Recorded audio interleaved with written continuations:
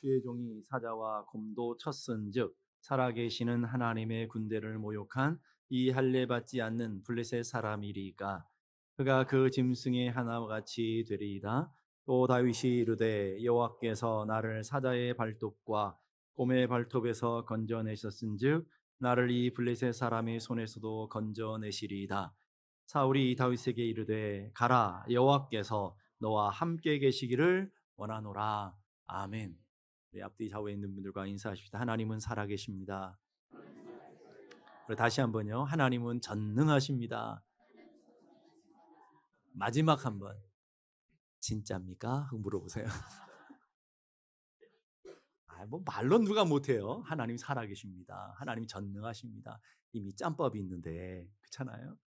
우리 인생을 살아가면서 하나님 살아계시고 하나님 전능하시고 하나님 모든 것에 주인 되십니다. 다 말로는 믿죠. 사울도 그랬을 거라고요. 사울도 그랬지만 두려움과 낙심 가운데 살아가게 된 걸 보게 됩니다. 우리가 지난주에 다윗이 담대하게 골리앗을 향해 나갈 수 있는 믿음, 담대한 용기를 가질 수 있는 그 근원이 도대체 뭐였나 하는 내용들을 살펴보았어요. 뭐라고 그랬죠? 과거에 나와 함께 하셨던 그 하나님, 나를 붙들어 주시고 나를 도와주셨던 하나님, 곰을 만났을 때, 그리고 사자를 만났을 때, 큰 인생의 어려움을 만났을 때 내가 기도했더니 도와주시고 힘주시고 능력 주셨던 살아계신 하나님, 과거 완료형이 아니라 그 하나님이 나를 건져내셨은즉, 건져내셨습니다. 여기서 끝나지 않았죠. 그 하나님이 지금도 나와 함께 계시고 앞으로도 나와 함께 계시고 골리앗 앞에 서든지 더 큰 사자 앞에 서든지 더 큰 인생의 환난 앞에 서도 하나님이 반드시 나를 건져내실 것입니다 하는 믿음이었다고 그랬습니다. 한번 따라합시다. 건져내셨은지요. 건져내실 것입니다. 아멘. 이 믿음 때문에 담대했다 하는 얘기를 했습니다. 그 믿음의 근원이 도대체 어디냐라는 거예요. 똑같은 하나님 믿는데 그 믿음의 근원이 도대체 다윗에게 주었던 그 믿음의 근원은 도대체 어딘지 오늘 36절에 본문에 나와요. 36절 다 같이 한번 읽어봅시다. 시작. 주의 종이 사자와 곰도 쳤은즉 살아계시는 하나님의 군대를 모욕한 이 할례 받지 않는 블레셋 사람이리까 그가 그 짐승의 하나같이 되리이다. 중요한 게 뭐냐면 살아계시는 하나님이시기 때문에 이 말이에요. 하나님이 내 인생의 소를 사자를 만나고 곰을 만나도 그걸 다 건져내게 하셨던 분은 살아계신 하나님이십니다. 오늘도 우리 가운데 일하시며 오늘도 역사하시는 하나님이십니다. 이 살아계신 하나님이라는 말은 이론이 아니라는 거예요. 실제로 살아계시고 실제로 오늘도 일하시고 실제로 나를 오늘도 붙들어 계시는 하나님이십니다라고 하는 분명한 믿음의 고백이 담대하게 오늘 인생의 골리앗 앞에 나갈 수 있는 위대한 힘이다라는 것을 고백하고 있다라는 거예요. 그렇다면 여러분에게 물어보셔야 돼요. 오늘 다윗은 그 하나님을 살아계신 하나님으로 믿었는데 내가 믿는 하나님은 어떤 하나님이신가? 아까 막 서로 인사해 살아계십니다. 전능하십니다. 뭐 알기는 다 아는데 진짜냐라는 거예요. 진짜 여러분의 삶의 모습이 그러냐 하는 것은 다른 영역이라는 거예요. 우리가 예수를 믿고 또 믿음 생활을 할 때에 도대체 믿음이 도대체 뭔가 하는 정의를 가져야 될 거예요. 도대체 믿음이 뭡니까? 물어보면 글쎄요. 믿는 것이 도대체 뭘까요? 이러면 안 될 거 아니에요? 옆에 분에게 한번 물어보세요. 도대체 믿음이 뭡니까? 그러면 바로 나가고 싶을 거라고요. 왜? 대답하기가 쉽지 않거든요. 근데 그 이야기를 히브리서에 정확하게 설명해 주고 있어요. 히브리서 11장 6절. 믿음에 대한 이야기 도대체 뭘까? 히브리서 11장 6절 다 같이 시작. 믿음이 없이는 하나님을 기쁘시게 하지 못하나니 하나님께 나아가는 자는 반드시 그가 계신 것과 또한 그가 자기를 찾는 자들에게 상 주시는 이심을 믿어야 할지니라. 믿음이 도대체 뭐냐? 첫째는 하나님 살아계신 것을 믿는 것. 하나님 살아계신 걸 그냥 믿는 게 아니라 반드시 살아계신 것을 믿는 것. 두 번째는 그분을 찾는 자들에게 상 주시는 이시라는 말은 지금도 일하시고 지금도 우리 기도를 들으시고 지금도 우리 기도에 응답하시는 실제 역사하시는 하나님을 믿는 것. 이게 믿음이다라는 거예요. 자, 그러면 하나님은 살아계신데 사울 인생과 다윗의 인생이 도대체 다른 게 뭘까라는 거예요. 사울도 하나님 믿었잖아요. 사울도 모세가 믿었던 하나님을 믿었고 아브라함 믿었던 그 하나님을 똑같이 믿었고 그 하나님을 만나 영적인 경험을 통해서 왕이 되었다 이 말이에요. 그런데 사울의 믿음은 과거형이었어요. 이론이었어요. 실제가 아니었어요. 그러니까 내 인생의 골리앗을 만나고 나니까 그 믿음이 사라지고 만 거죠. 실제가 아니니까. 믿음이 없었던 거예요. 있는 척했던 것이지 실제 믿음이 없었던 거예요. 근데 다윗은 똑같은 하나님을 믿는데 하나님은 살아계신 하나님으로 실제를 믿었다라는 거예요. 그게 차이예요. 그걸 판별해 준 게 바로 골리앗이었다 하는 것이죠. 여러분 인생의 골리앗을 만나요, 안 만나요? 안 만나면 좋겠지만 골리앗을 만나잖아요. 골리앗은 내 힘으로 내 능력으로 감당할 수 없는 인생의 문제들을 다 뜻하는 거잖아요. 골리앗은 다윗에게만 만난 것이 아니라 누구나 인생을 만날 수 있어요. 질병이 될 수도 있고요. 인생의 왼수가 될 수도 있고요. 자녀들이 될 수도 있고 평생 씨름하면서도 해결되지 않는 내 집에 있는 남편일 수도 있고요. 그게 원수다 이 말이에요. 내 힘으로 안 되잖아요. 여러분 어렸을 때 자녀들은 내 말 듣다가 지금 어때요? 내 말 안 듣잖아요. 그게 골리앗일 수도 있다 이 말이에요, 여러분. 내 힘으로 안 돼요. 근데 놀라운 것은 다윗에게도 골리앗이 있었고 사울에게도 골리앗이 있었는데 그 골리앗이 사울의 믿음이 진짜인지 가짜인지 다윗의 믿음이 진짜인지 가짜인지를 판별해주는 중요한 도구가 되고 있다는 거예요. 오늘 여러분도 마찬가지예요. 평상시에는 다 믿음이 있는 여기 예배 시간에 왔으니 다 하나님 믿죠. 여기서 안 믿는다고 하면 큰일 날 것 같잖아요. 하나님 믿습니까? 하나님 살아계신 하나님 믿습니다. 다 그렇게 보여요. 사울처럼 다 그렇게 보여. 내 믿음이 진짜인 것 같아요. 근데 진짜를 판별해 주는 건 언제라고요? 골리앗 앞에 섰을 때, 여러분의 집에 가서 인생의 왼수 앞에 섰을 때, 여러분의 인생의 고난의 큰 고난의 인생의 문제 앞에 섰을 때, 질병의 골리앗 앞에 섰을 때, 사울은 그 골리앗 앞에 설 때 믿음이 가짜라는 것이 판명됐고요. 다윗은 그 믿음이 여전히 똑같은 진짜라는 거예요. 속에 이제 사자 앞에 서든지 고마 앞에 서든지 골리앗 앞에 서든지 상관이 없는 거예요. 내가 믿는 하나님이 살아계신 하나님이니까. 여러분 산성과 알칼리성을 구별해주는 종이가 있잖아요. 리트머스 종이. 그거 딱 집어넣으면 산성에서는 반응하지만 알칼리성은 반응 안 하잖아요. 그런 것처럼 오늘 여러분의 믿음이 진짜인지 가짜인지를 판별해주는 것은 여러분의 인생 앞에 있는 고난이라는 거예요. 그 고난 앞에 서게 되면 내 믿음이 진짜 하나님을 믿고 있는지 믿는 척 했는지 이론이었는지 실제였는지가 드러나게 된다 하는 거예요. 그러니까 우리 인생에 만나는 고난은 다 불필요한 것이 아니라 내 믿음을 다시금 새롭게 하며 내 믿음이 진짜인지를 판별하며 내 믿음이 진짜로 나아가게 하는 위대한 도구가 되고 있다는 것을 기억해야 돼요. 오늘 여러분의 인생에도 고난을 만나잖아요. 고난을 만나는데 고난을 두려워할 것이 아니라 그 고난 앞에 섰을 때 우리의 자세가 어떻게 해야 된다고요? 내가 믿는 하나님이 진짜인지 죽으면 죽으리라고 하고 골리앗 앞에 나가보는 거예요. 내 믿음이 진짜인지 그 골리앗과 대면해 보는 거예요. 그래야 내 믿음이 진짜인지를 알게 되는 것이라는 거예요. 하나님께서 모세를 호렙산에서 부르시잖아요. 이제 귀한 사명으로 이스라엘 백성들의 구원자로 보내시기 위해서 모세를 부르시는데 하나님이 먼저 자신을 보여주셔요.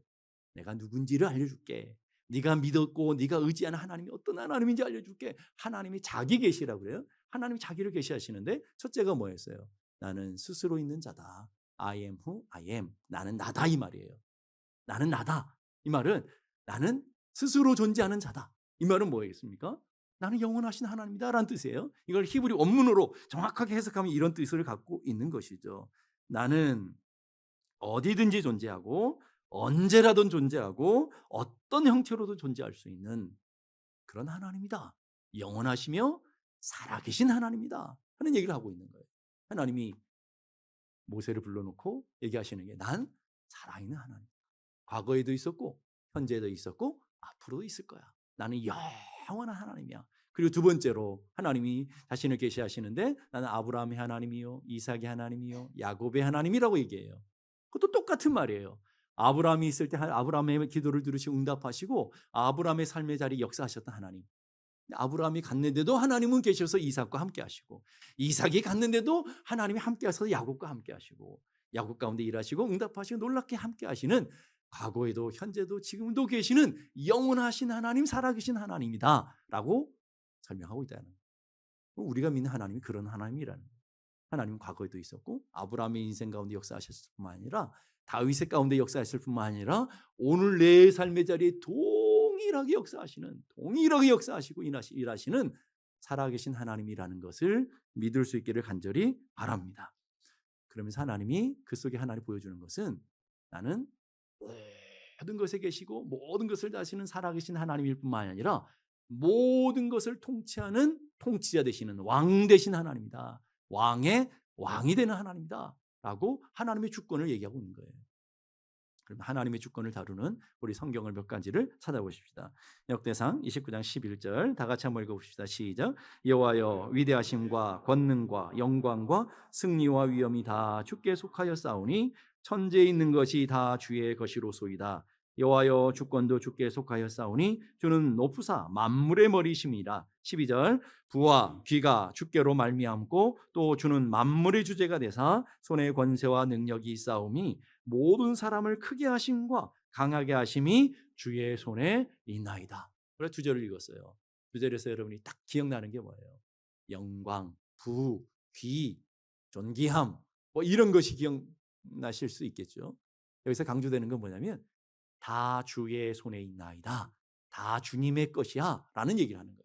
다 모든 것들이 하나님의 손에 있고 모든 것이 하나님이 다스리시는 하나님이시다 라고 하시는 말씀이에요. 동의하십니까? 자, 그러면 사무엘상 2장으로 가보십시다. 사무엘상 2장 6절 다 같이 한번 읽어봅시다. 시작. 여호와는 죽이기도 하시고 살리기도 하시며 스올에 내리시기도 하시고 거기서도 올리시기도 하시는도다. 7절 여호와는 가난하게도 하시고 부하기도 하시며 낮추기도 하시고 높이기도 하시는도다. 이렇게 읽으면 성경이 재미가 없는 거예요. 성경은 이렇게 읽어야 재밌어요. 여호와는 나를 죽이기도 하시고 살리기도 하시며 나를 스올에 내리기도 하시고 거기서 올리기도 하시는 하나님이시다. 또한 나를 가난하게도 하시고 부하기도 하신다. 그게 누가 하는 거라고요? 하나님이. 나를이 중요한 거예요. 하나님은 언제나 일하시고 언제나 전능하시다라는 것 여러분 다 인정하시지만 그 하나님이 내 삶의 자리에 나를 높이고 나를 낮추기도 하시고 나를 부하게 하기도 하고 나를 가난하게도 하시는 그 하나님이라는 걸 인정하지 않는 분들이 너무나 많은 거예요. 거기까지 인정을 다 하셔야 된다는 거예요. 한번 따라오십시다. 다 주의 손에 있나이다. 앞뒤 좌우 한번 축복해 주시면 다 주님의 손에 있습니다. 아멘입니까? 그러니까 두려워할 필요가 없다는 거예요. 다 주님의 손에 있고 하나님 살아계시고 하나님의 손에 있는데 뭐가 걱정이냐 이 말이에요. 물론 조지 물러는 목사님 아시죠? 그분은 10,000명의 고아를 양육했던 그리고 고아원을 했던 그런 유명하신 분이잖아요. 그분이 그런 얘기를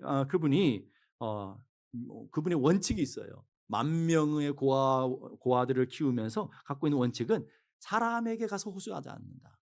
사람에게 뭐 도와달라 이렇게 호소하지 않는다는 거예요. 그리고 사람에게 기부금을 요청하지 않는다는 거예요. 어디가 되겠어? 얼마나 많은 집회를 다녔겠어요? 또 도와달라고 하면 얼마든지 편하게 사역할 수 있었을 거예요. 근데 그분의 중요한 원칙은 뭐냐면 사람에게 구차하게 구하지 않고 이 기업이 하나님의 기업이라는 것. 하나님이 고아들의 아버지시며 하나님이 이 고아원의 주인이시라는 것을 만백성에게 보여주기 위해서 하나님께만 일방적인 하나님의 은혜로만 이 고아원을 경영하겠다. 이런 원칙을 가지고 쭉 갔어요. 근데 어느 날 아침에 일어났는데 고아들이 엄청 많으니까 아침에 빵을 줘야 되는데 빵이 하나도 없는 거예요. 우유를 줘야 되는데 우유도 하나도 없는 거예요. 어떻게 해야 되겠어요, 여러분 같으면? 안달복다 어떡하지? 야, 여기 가서 뭐 빵 가서 빚져서 사고 와라. 막 이래야 정상이잖아요. 네, 이 조지물 목사님이 아이들 다 모아놓고 네, 선생님들 다 모아놓고 우리 함께 기도하자. 너희들이 먹을 빵도 없고 너희들 먹을 우유도 없는데 하나님 반드시 채워주실 것이다. 하나님 이 고아원의 원장이시기에 하나님 반드시 주실 것이다. 다 뜨겁게 기도했어요. 어떻게 됐을까요? 여러분의 소원대로 그렇게 될 줄로 믿습니다. 네? 다 기도가 끝나자면 막 누가 두드리는 거예요. 보았더니 빵집 사장님이 탁 두드리는 거예요. 어떻게 왔습니까? 그랬더니 밤새도록 하나님이 나를 잠을 안 재워가면서 이 고아원에 빵을 보내야 된다고 하도 닥달을 하셔가지고 잠도 못 자고 밤새도록 빵을 만들어서 가져왔다는 거예요. 지금 빵은 없지만 이미 하나님이 과거부터 일하고 계시다는 거예요. 그다음에 뭘 채워줘야 돼요? 우유. 그 빵 주인이 가자마자 또 막 문을 두드리는 거예요. 누가 왔을까요? 우유 배달을 하는 사람이 온 거예요. 우유 배달하는데 이 마차가 고장이 나가지고 우유를 배달할 수 없어서 이거 다 우유를 상해서 버릴 것 같아서 가까이 있는 고아원에 갖다 주자 하고 갖다. 여러분, 하나님은 살아계신. 질문하셔야 돼요. 다윗이 믿었던 하나님, 조지 물러가 경험했던 그 하나님, 그 하나님과 내가 믿는 하나님은 같은 하나님이에요? 다른 하나님? 잘 대답하셔야 돼요. 같은 하나님이에요? 다른 하나님이에요? 그러면 적용을 해야죠. 그 하나님, 같은 하나님이 분명히 살아계시고 역사하시고 도우시고 인도하셨던 그 하나님이신데 여러분 인생 문제가 있어요. 아픔이 있어요. 고난이 있어요. 여러 가지 환란이 있어요.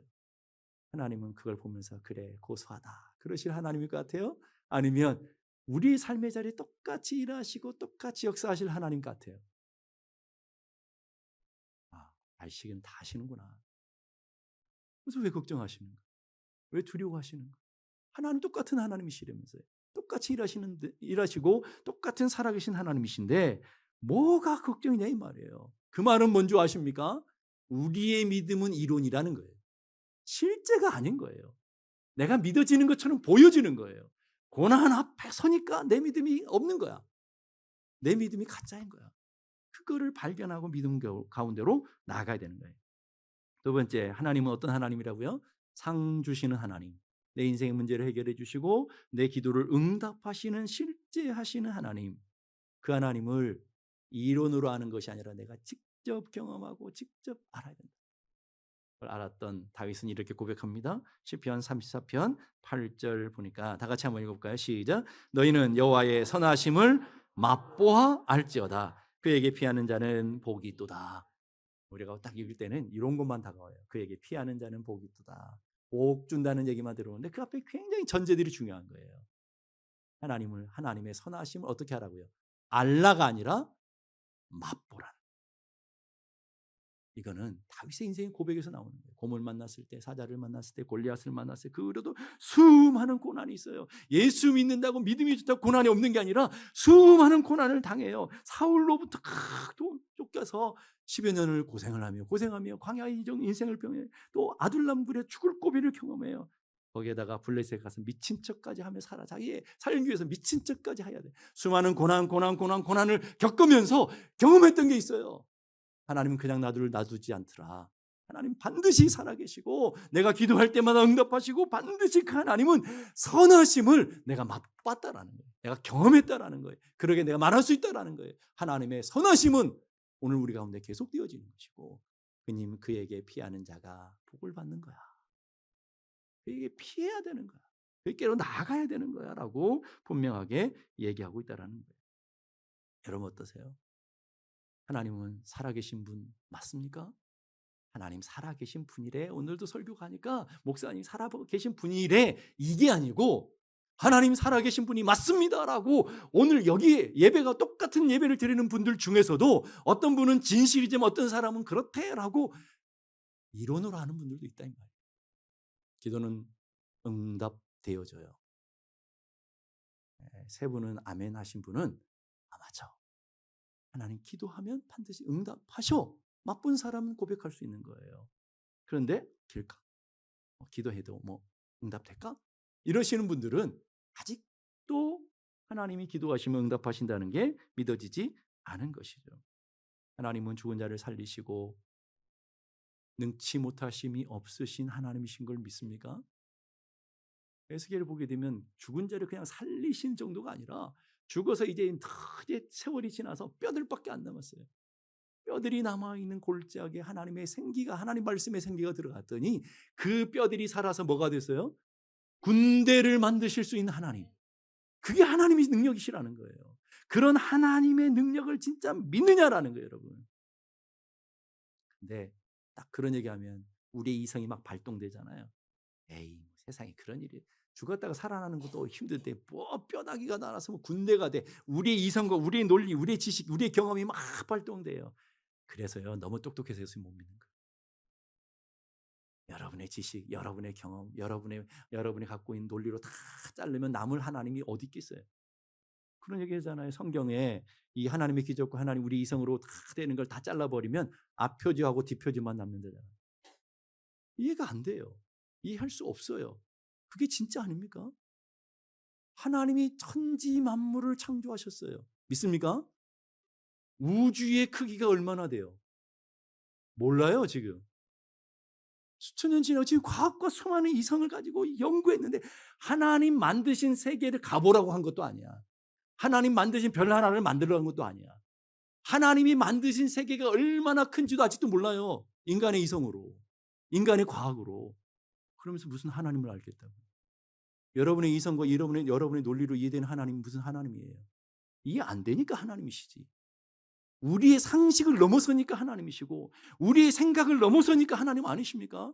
여러분 어떠세요? 저는 그렇기 때문에 하나님 믿어요. 내 이성으로 이해가 되지 않으니까 아무리 생각해도 하나님이 날 사랑하는 게 도무지 이해가 안 돼요. 왜 나? 제주도 촌에 있는 왜 하필 나냐 이런 거예요. 이해가 되세요? 이해가 안 돼요. 그렇지만 하나님의 그 일하심이 제 인생의 수많은 고비들만 일하시고 역사했던 그 하나님의 실제를 저는 알기 때문에 믿어지고 경험했기 때문에 하나님은 살아계시다고 말씀하시는 거예요. 우주의 크기도 알지 못한다고요. 똑똑하면 얼마나 똑똑하고. 그 하나님은 우주를 만드신 분이잖아요. 우주를 지금도 한치 오차도 없이 경영하시는 분이잖아요. 그 크게만 생각하지 뭐 여러분의 몸도 생각해봐요. 인간의 과학과 인간의 의술로 인간의 병들을 얼마나 고친다고요. 바이러스 하나 못 고치는 인간의 여작함을 갖고 있잖아요. 뭐 아문고사하고 뭐 별거 뭐 인간이 뭐 대단한 것 같아도 대단하지가 않아요, 여러분. 그러면서 우리가 뭐 하나님 위에서 뭘 알겠다고 그 하나님 내가 알면 믿겠습니다. 뭐 그런 일을 하고 있냐 말이에요. 믿어지는 게 은혜라.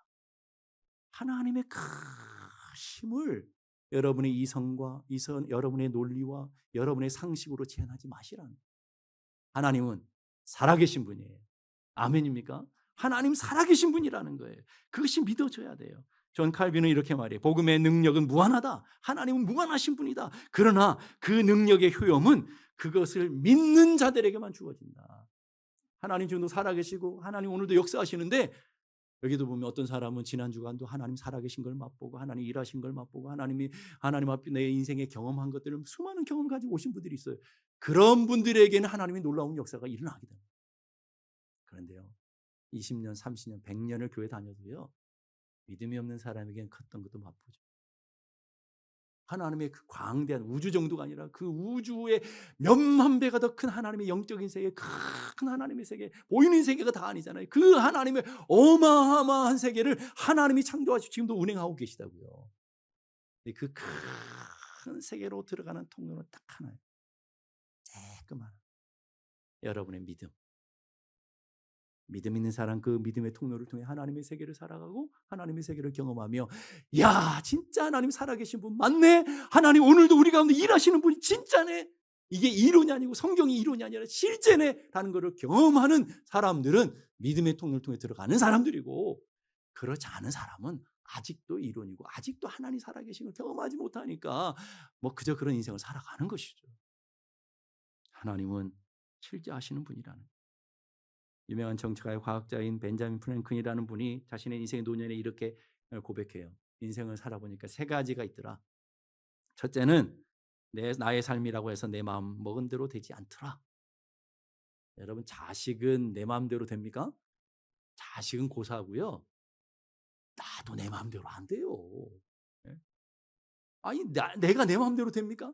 안 돼. 건강이 내 마음대로 됩니까? 내 생각이 내 마음대로 됩니까? 생각 나는 안 하려고 하는데 수많은 오만 가지 잡생각들이 들잖아요. 오늘도 예배 시간에 오늘 예배 집중해야 되는데 막 오만 가지 생각이 막 들어오잖아요.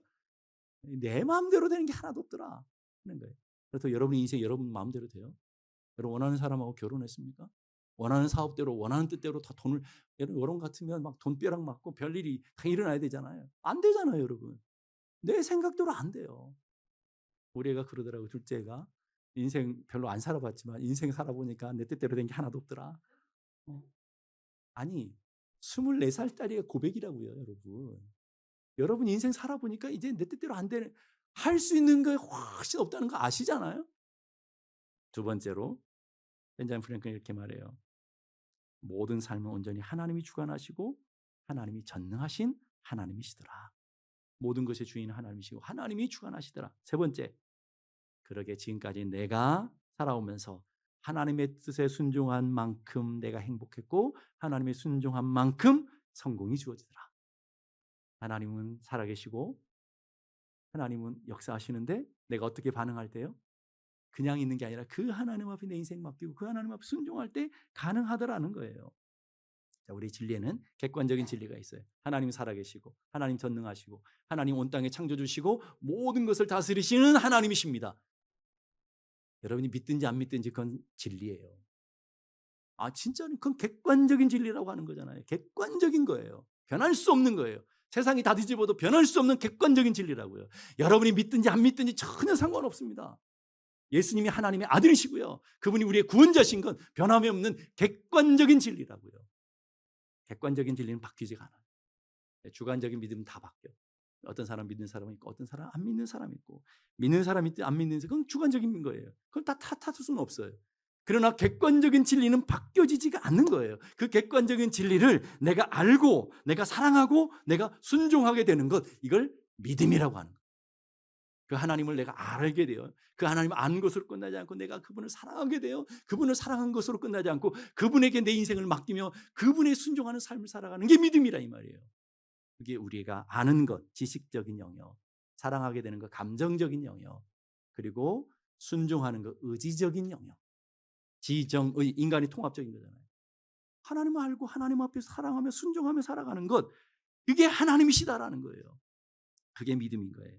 그 믿음이 뭔지를 정확하게 얘기해 주는데 잠언 16장 3절 보세요.